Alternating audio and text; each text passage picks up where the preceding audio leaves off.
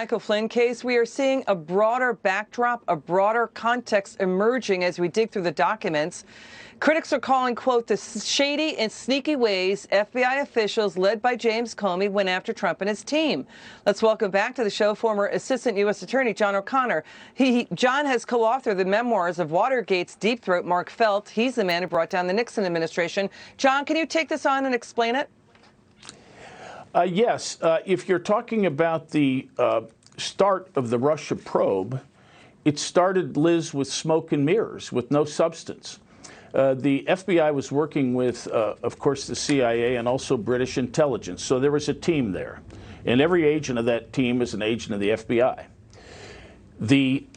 Once George Papadopoulos got named to the campaign, the FBI team sent in a phony, disguised fellow named Professor Joseph Misford to act as though he had government contacts and bring along Putin's niece, who wasn't Putin's niece. So it's a catfish, is what it was. And they told Papadopoulos that the Russians had these emails of Clinton. Papadopoulos didn't do much with it. Then, later on, he gets called by a guy named Alexander Downer, who's an Australian intelligence guy, who invites him for drinks, gets him drunk, and then pulls from him part of what Misford had told him, that Russia had some damaging information. And then he tells the FBI. So what we've got is the FBI talking to Papadopoulos, another FBI guy talking to Papadopoulos and telling the FBI. And now we have a Russian investigation. Yes, and then right, and then we're running out of time. What happened was they went after Papadopoulos for a Foreign Agent Registration Act violation, a process crime, a regulatory crime. James Comey has a history of doing process crimes in the Martha Stewart case, the Valerie Plame case, and other cases.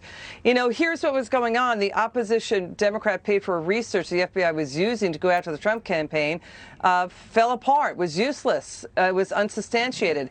Basically that they didn't have an informant, they didn't have an email, they didn't have a text message, even a whistleblower to say, we've got the evidence, we've got the goods that the Trump campaign conspired with the Kremlin. Nothing. So instead they used process crimes to go after Trump team members. Is that what happened? Yes, both in Flynn and Papadopoulos, they led those two to believe that a truthful answer to a question would be a crime.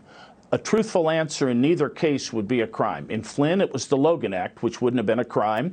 And with Papadopoulos, that somehow being involved with Putin's niece and this professor would have led him to be a criminal. So they give they fudge their answers a bit, not anything terribly, but they got him for process crimes, and that's what they were doing.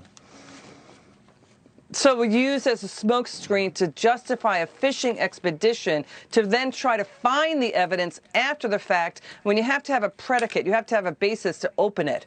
You know, FARA is far away from conspiracy, and then they get FISA wiretaps to go after on the basis of a regulatory violation. This may be what the criminal probe by John Durham could uncover. AG Barr has already said the justification for a Trump-Russia probe was weak. It was thin. Final word, John. Yes, I've written a lot about this on postgatebook.com, about the phony start for all of this investigation and the phoniness of the Steele dossier. The FBI knew about it. They trumped this whole thing up. And the more that comes out, the dirtier it looks. It's terrible when you get under the covers here. All right. John O'Connor, thank you so much for joining us again. It's great to see you. Sure.